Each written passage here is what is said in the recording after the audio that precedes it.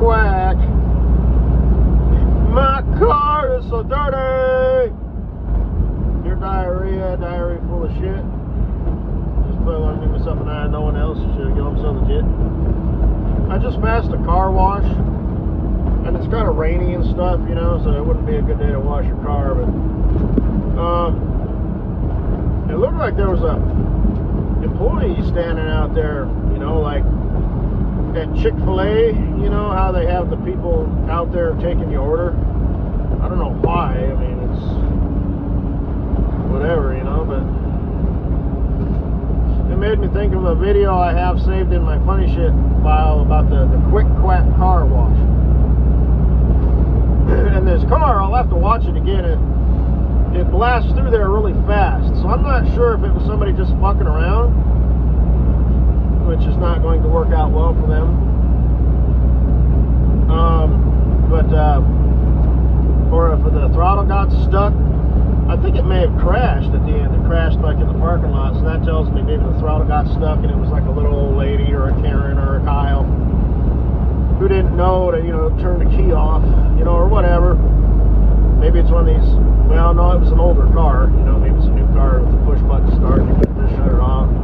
Maybe it was the node, you know, that failed. Maybe it was somebody who hijacked it, you know, if it's a self-driving car or something, you know. I don't know if we're to that level yet, but you know, where there's a way, so what can go wrong? It's not a matter of if, but when. So, but anyway, yeah, blast through there and it hits like the little brushes, you know, and they go spinning off, you know, they break loose. And, you know, it's kind of like carnage yet funny at the same time. And it got me thinking, you know, if I was like the owner of a car wash, you know, like there's two queers. There's a queer boy who's been watching my shit since way back when. He's a pile, all right. He's a Ben or a Brian, you know, and so's the other dude. You know, I get these comments every now and then, and they're these total fucking fag shit bitch motherfuckers. You know, it's giving me a damn complex that these are the people who actually like are watching my videos and decide to subscribe and leave comments, you know what I mean? So I posted that video at like midnight, and it happened between midnight and like 7 a.m. So I don't know what the fuck's going on. It could be fucko. No, I don't care. It could be it could be a number of things, and you know, it really just doesn't matter. But you know, that's the fag boy, queer boy who I've talked about before. You know, it's like I'm his little thing that he does. You know, he's like a closet queer, right? So, like I said, typical Ben or Brian. You know, thin-fingered, limp-wristed, soft hands. You know, pencil neck, no shoulders. You know, might have a little girlfriend, you know, and she's a mousy chick, you know, and she's cheating on him with the garbage man, you know, and because he's masculine, you know, he shows up, he hops off the back of the truck all aloof and shit, you know, walks over in his coveralls, you know, picks up the trash can, picks that up. Oh, that's so heavy. I know I threw away like 3 filters full of coffee grinds, and Ben complains about that and stop throwing heavy shit in the garbage. I can't drag it out of the way. It's got wheels, honey. And he just picks it up and bam, you know, smashes it against the garbage truck and throws it in the lawn like he doesn't even give a shit. Oh, you know, and she's having an affair with him, and then he just sort of forgets about her, you know, and she's like, oh, he's the one. You know, his name's Jake, you know, or something a little bit more masculine. Jake the garbage man. You know, she calls him on some Saturday. So we still on for dinner? And he's like, what? Who it is? This is, what's a good name for a mousy chick? This is, I don't know, we'll just go with Sarah. No, busy. You know, and it's just like, bye, click. She's like, oh, you know, and then she's feeling down, right? So when Ben gets home, he's an entrepreneur, right? He owns a car wash, so that's like her. Ben is a total settle, you know, but he's a boss. He owns a car wash. A good part of his brain power is developed to hiring and scheduling employees because it's a low-level job, so nobody stays around for more than a couple months.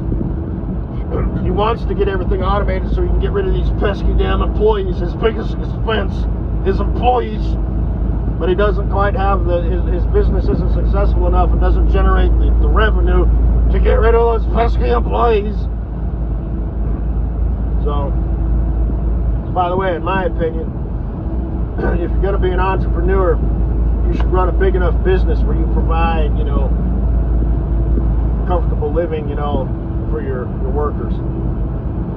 But then, unfortunately, you got to stay competitive is the thing. Like, if you own... I'm picturing a scene like in a movie, where old Billy Bob, good old boy, he's got 4 kids, and they're all in 4-H, and he married Flo, his high school sweetheart, waitress.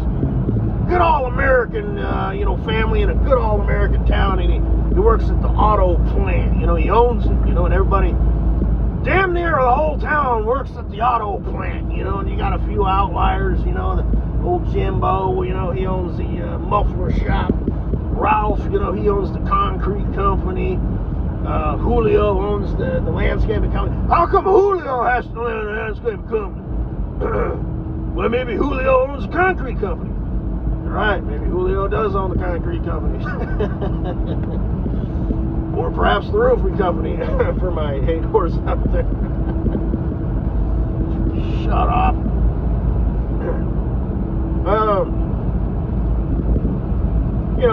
There's a few, just a good, wholesome, all-American town, And the plant, can't compete with what's going on, and, he's having to, he's having like a town meeting, and, this is he really so wants to just have this, keep a good thing going. It's self-sustained, man. Everybody's working, everybody's making money, but, he's got to shut the plant down, and he's trying to, keep it going, and he has to cut people loose, and, he's stuck between a rock and a hard place, and they're like, what did I say his name was? Jimbo? Albert? We'll say his name's Albert. Big Al! Big Al for president! And whatever. And he's like, I'd never do that. But anyway, you know what I'm saying, right? So anyway, Ben, he's a man. He owns a car wash, right? So she's all hurt, because, Jake, the garbage man, is like, okay, he pumped and dumped, for a month or whatever. So, Ben comes home and she hugs him and kisses up on him and stuff because he's her comfort, even though he's a settle, right? I love you. And she's like desperately trying to tell herself, and that he's a good boy, and but she knows deep down. She doesn't even know deep down. She knows blatantly right there on the surface that this is not the boy, the dude she wants to spend not only the rest of her life with, but not much more time. But she's a mousy chick and she's lonely. And even though they've been together for 5 years, Ben and Sarah. And Sarah has been lonely for like the last 4.5. And Ben thinks he's just the shit. He's like, we've been together for 5 years. We're in love. She loves me and I love her. And someday we're going to start a family. Ben's in his upper 20s now, right? Ben's like, yeah, it's going to happen, man. We love each other. We're going to start a family. And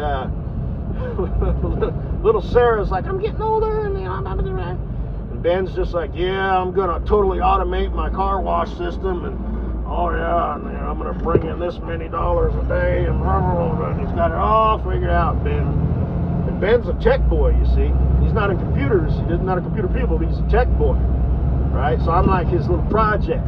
Right? So every now and then, Ben, he's got some queer fucking fantasy, of like me, beating the shit out of him or some fucking fucked up shit like that,